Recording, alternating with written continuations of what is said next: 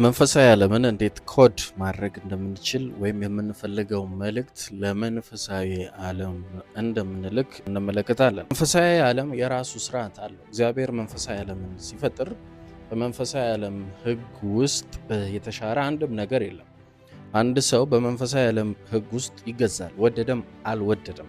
ስለዚህ መንፈሳዊ ዓለም የተለያዩ ሌየሮች አሉት። የኢነርጂ ዓለም አለ። ከዛ ደግሞ ከፍ ያለ እያንዳንዱ መንፈስ ገና የራሱ ኢነርጂ አለ። ለምሳሌ አንድ አርክኤንጅል መልአክ ብታነሱ፣ ለምሳሌ አርክኤንጅል መልአክ የመላእክት አለቃ ሚካኤልን ብታነሱ፣ ሚካኤል ከፍ ያለ ኃይል አለው ከሌሎቹ መላእክቶች፣ ምክንያቱም ተዋረድ ስለሆነ ኃይሉ ከፍ ያለ ነው። ስለዚህ የራሱ የሆነ ኢነርጂ አለው። ሕዝቅኤል መጽሐፍ ላይ አንድ የተጠቀሰ ነገር አለ። 4 ሕያዋን ፍጡራን አየው ይላል ሕዝቅኤል። ከነዚህ መካከል የተለያዩ መልክ ያላቸው የአንበሳ፣ የሰው፣ የበሬ የተለያዩ መልክ የኢግል ያላቸው አየው ይልና ሕያዋን ፍጡራኖች ሲበሩ ከነሱ ጋር አብረው የሚንቀሳቀስ መንኮራኩር አለ ይላል። መንኮራኩሩ ምንድን ነው? እነሱ አብረው ሲበሩ አብረው የሚበር መንኮራኩር አለ። ያ የኢነርጂ ስቶር የሚያደርግላቸው ኢነርጂ የሚሰጣቸው ኃይል የሚሰጣቸው መንፈሳዊ ሌቭል ነው። ስለዚህ መንፈሳዊ ዓለም ሌየሮች አሉ። የመጀመሪያው ሌየር ስንገባ የምናገኘው ኢነርጂ ሌቭል ነው። ኢነርጂ ሌቭል ነው። የኢነርጂ መጠናችሁ ከፍ እያለ ይሄዳል፣ ኃይላችሁ እየጨመረ በሄደ ቁጥር። ስለዚህ መንፈሳዊ ዓለም ሌየሮች አሉት። ስለዚህ የኢነርጂ ዓለም ደግሞ በቁሳዊ ዓለምን ኮንትሮል አድርጎ ከቨር አድርጎ ነው የሚኖረው። ከዛ ወደ ሴሌስቲያል ወደ ምንላቸው ከፍ ወዳሉ ወደ ቅዱሳን ምናምን ይሄዳል። ከፍ ያለ ሀሳብ ስለሆነ በጥልቀት ወደዛ መግባት አልፈልግም። ነገር ግን ዛሬ የተነሳውበት ሀሳብ እንዴት መንፈሳዊ ዓለም ላይ የምንፈልገውን ነገር ወደኛ አንድ መጥራት እንችላለን የሚለው ምናየው። መጽሐፍ ቅዱስ ላይ አንድ ምሳሌ አለ። ሁል ጊዜም በዚህ ርዕስ ላይ ምሳሌ ሆኖ የሚመጣው ያዕቆብ ነው። ያዕቆብ በላባ ብዙ ጊዜ የተጭበረበረ፣ ደሞዙ እየተወሰደበት የተቸገረ ሰው ነበረ። ያዕቆብ አንድ ጊዜ እንደዚህ አደረገ። በቃ ሁል ጊዜም እየተጭበረበርኩ አልኖርም፣ ስለዚህ አንድ ዘዴ መዘየድ አለብኝ ብሎ ሲያስብ ምንድን ያደረገው?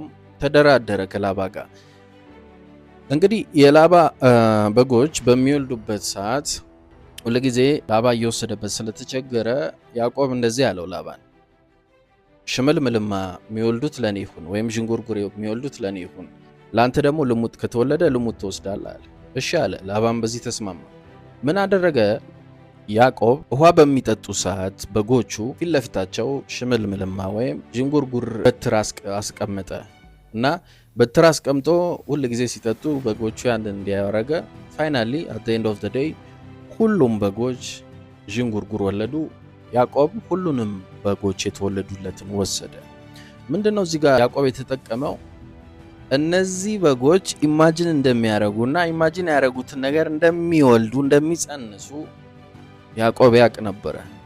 ስለዚህ ያዕቆብ ሁል ጊዜ ያንን በማድረግ በጎቹ ፋይናሊ እሱ የሚፈልጉትን እንዲወልዱ አድርጓል።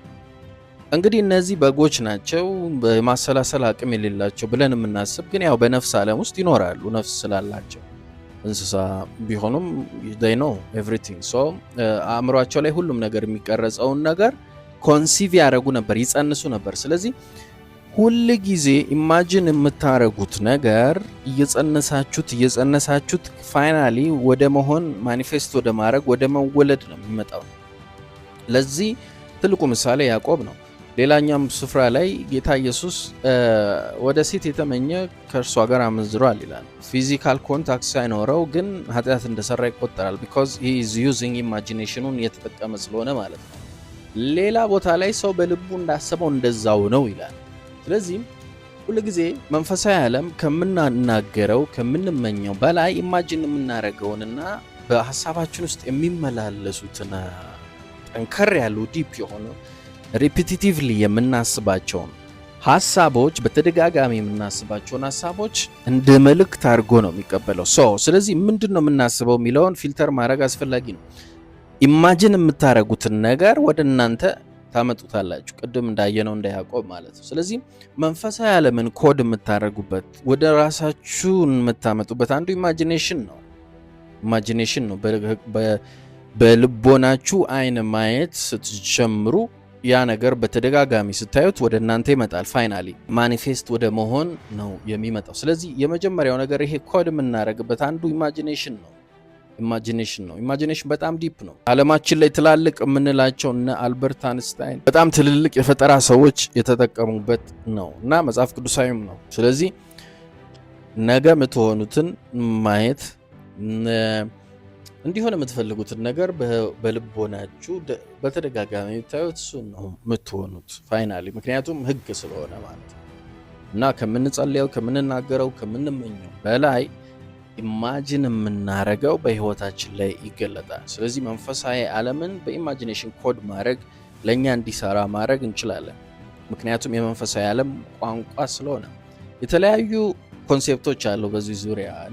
ኳንተም ፌዝ፣ በኳንተም ፌዝ ውስጥ ሰብአቶሚክ ሞለኪውል እንዴት ቁስ እንደተሰራ፣ ቁስ እንዴት ለኢነርጂ ሪስፖንድ እንደሚያደርግ እነዚህ ዲፕ ቶቶች ናቸው።